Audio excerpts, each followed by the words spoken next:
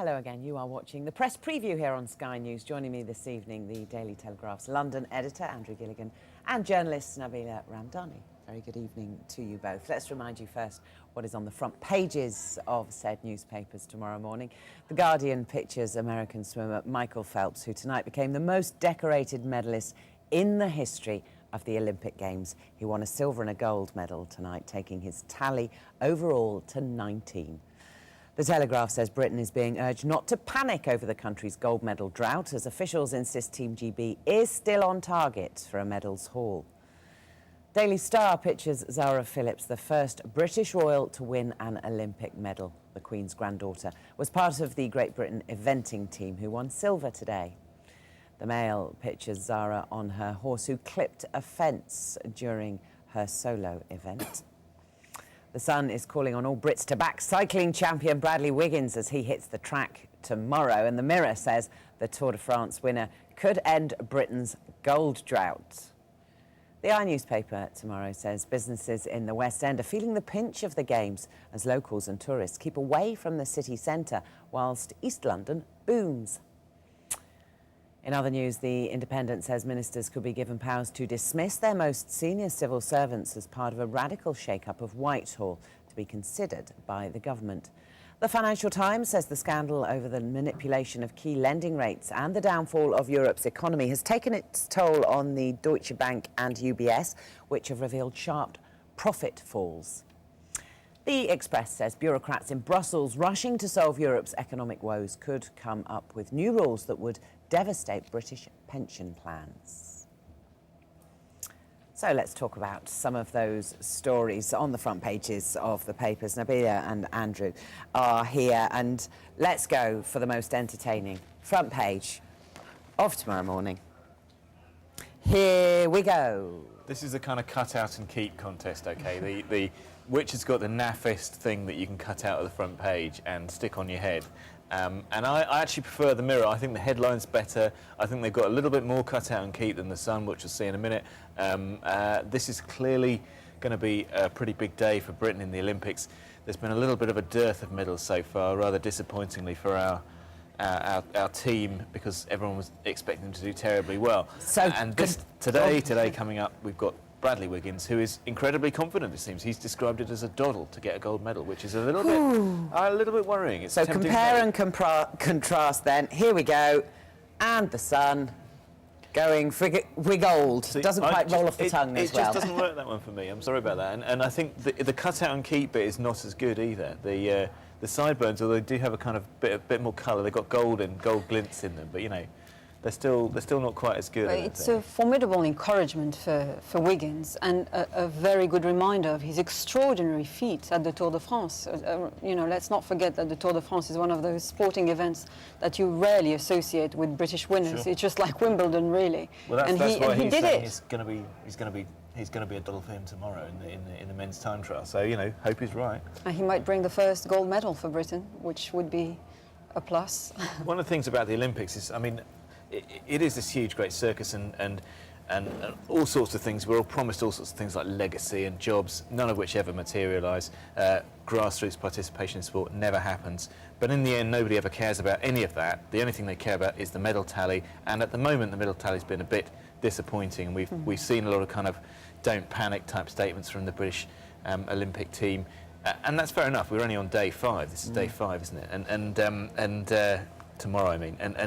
And it's a bit early, but last time we exceeded expectations in Beijing. So far, we're not doing that. We may be doing the opposite. 21st, I think, Britain is on the medal table. We're slipping down. We were 17th yesterday, 21st. Early days. Early days. And as the Sun and the Mirror point out, we have the man tomorrow. But the man of tonight, and surely the man of the Olympics over recent decades, the Guardian pictures. What an incredible achievement. What a fantastic athlete. He deserves his nickname is the Baltimore Bullet, where he grew up, and rightly so. He's by far the greatest Olympian ever, and he surely deserves all the front pages that he's getting tomorrow. He not only scuppered an extraordinary 19 gold medals, but also 19 medals, 15 being gold, Yeah. and 9 being won on individual events, which is an extraordinary feat. And he's also so that's one more than the I think there was a the Russian gymnast, I think, who was set in 1964, 80. probably with the aid of a great deal of performance-enhancing steroids, and nobody's accusing him of this. No. What does he have? I mean, he is superhuman. His body shape is perfect for swimming. He has clearly got the mindset of a winner. One of the things his mother said, actually, he's got ADHD, attention deficit hyperactivity disorder, and one of the things she said. Swimming was a way to Sydney, keep him out of trouble as well. It was a way. He was only calm in the water, and it's actually that is his natural medium, and it's fascinating. He didn't have a particularly great start to the Olympics. He started off by doing rather badly on the first day, or doing less well than he was expected. He didn't do badly, but he's making up for it now. He also missed tonight an opportunity to get 3 consecutive gold medals at the 200-meter butterfly.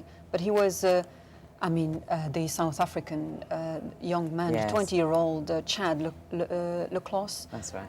He was so emotional when he won. Of course, he looked, he looked up to Phelps as his hero, and he couldn't believe he'd beaten his hero. And Phelps, it has to be said, was extremely gracious to him, and he was almost showing him how to do it, how to show you medal, how to boast about it, and how to be proud of, such an achievement. Okay, let's move on and talk about the Mail tomorrow. Many of the papers have the eventing team on the front page, and actually the others mostly feature Zara Phillips and the other members of the team getting their silver medals, but the Mail pictures the moment that her gold stream ended in the solo event. This is the eventing at Greenwich. She was given the medal by her mother, and obviously being a member of the royal family is obviously one guaranteed way to actually get seats at this thing. And there were lots of them there, weren't there? And even yesterday, by the way, there were plenty of empty seats in that place. But it is interesting. I live in Greenwich. In fact, I live about 200 yards from the park. I was part of a residents group which opposed the use of the park very strongly on the grounds that it was unsuitable. Yeah, I was a NIMBY, absolutely right, because it wasn't in the. It was totally unsuitable for an eventing discipline. It's too small. And I saw Claire Balding, the BBC horse expert, on the web today saying that actually, had it been in a conventionally sized cross-country course like badminton or Burfield, we might have been in with a shot for gold because cross-country is our best discipline. But the course at Greenwich was very tight, very constricted because it's a tight little urban park with all sorts of things they've got to weave around. And maybe it was that cost us gold. Beautiful park, though. I watched some of the coverage. I mean, it was a looks beautiful spectacular. Park. Yeah, well, let's hope. The let's design hope of the track was beautiful as well. Yeah, no, sure. But the trouble is, the TV pictures drove the sport, and it drove everything else. And we've been excluded from our park for the last. Wholly up from our part for the last month and substantially for 8 months. You'll get it back. I hope we will get it back. I hope they haven't done any damage to it in the process. It's a very precious place to us. But that's surely a fantastic achievement for the equestrian team. And she's outperformed her mother, in fact, by winning this medal. And so I think her mother was extremely proud to be the one who's handing over the medal and a kiss. Yes, absolutely.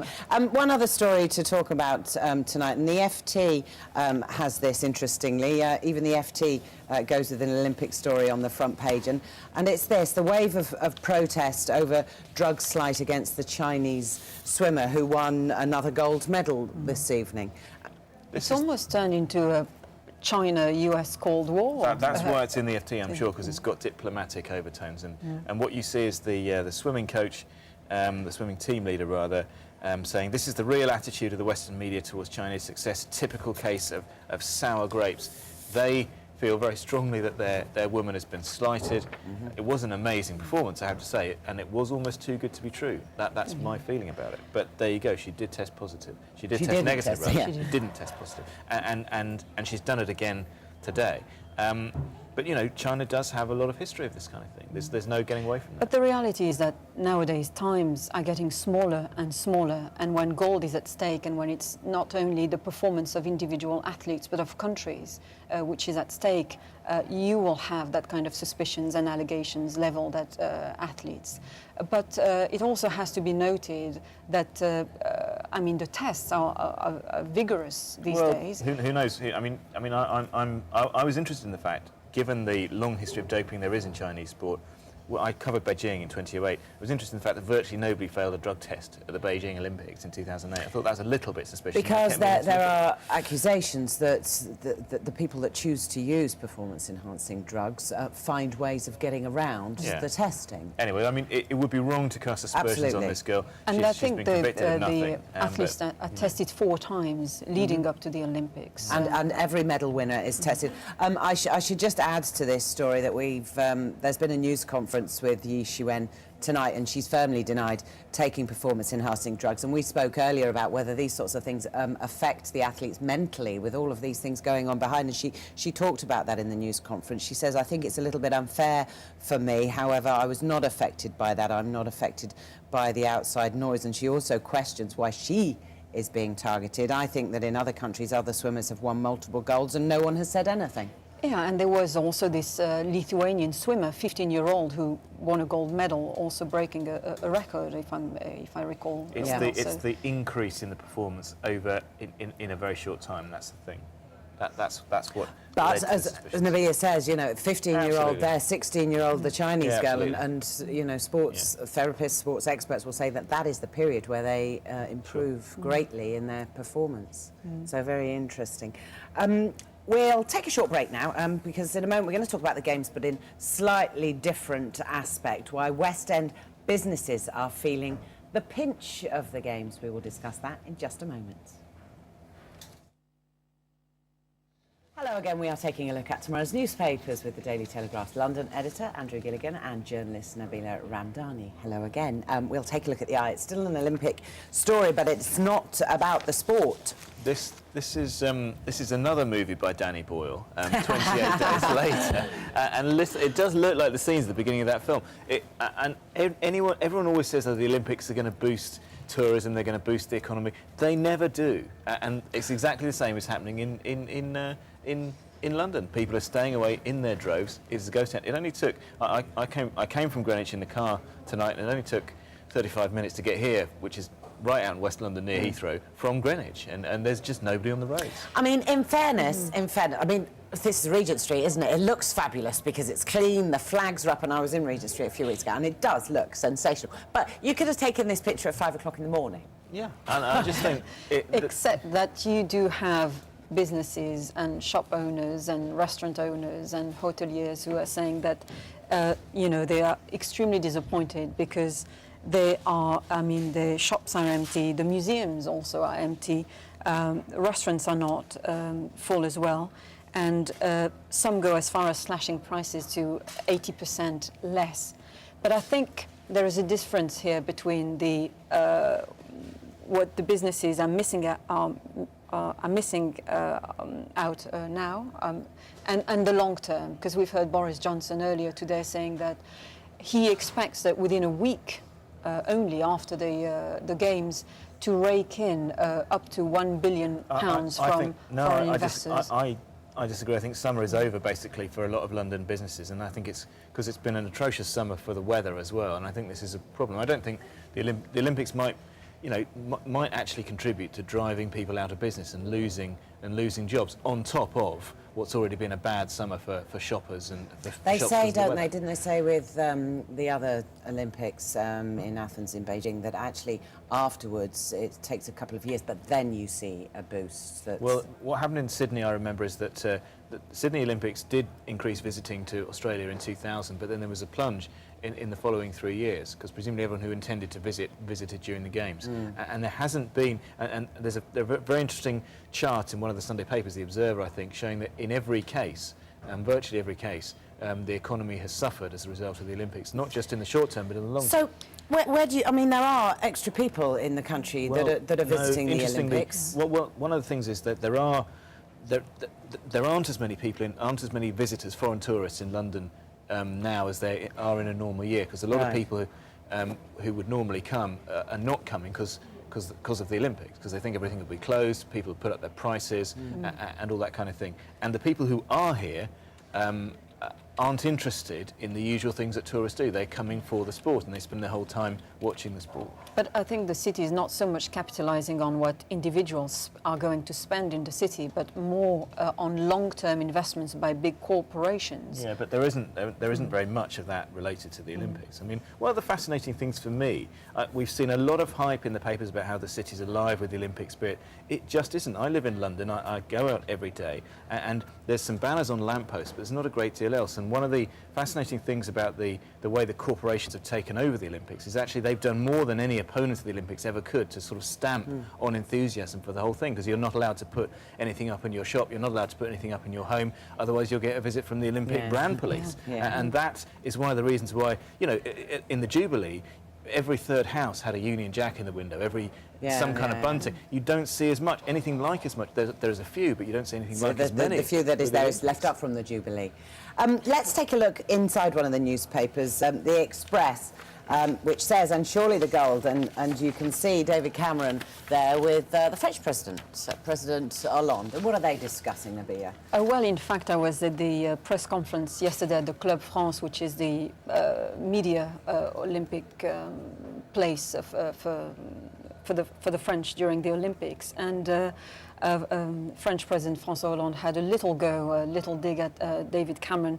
He questioned the need for so many corporate seats for the London 2012, and he said that a French version, if any French city was successful in hosting the Olympics for 2024, would be more interested in gold than in money.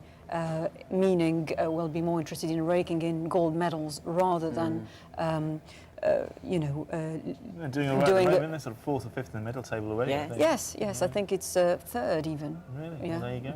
I mean, that is... clearly there's needle between Cameron and Hollande, because Cameron famously refused to meet Hollande when he came to London before he was elected. He backed Sarkozy, the defeated candidate in the election, very heavily, and this is Hollande getting his own back. But equally, he's got a point. The Olympics, I think, have been ruined by the fact that they are totally dominated by corporations. They are... The fact is that the corporations only provide about 7% of the funding for the Olympics. We, the public of Britain, provide the other 93% in one form or another: taxes, national lottery, ticket sales, and we are excluded largely from the event we paid for, so that they can have lots of corporations having empty seats. Let's move away from the Olympics, shall we?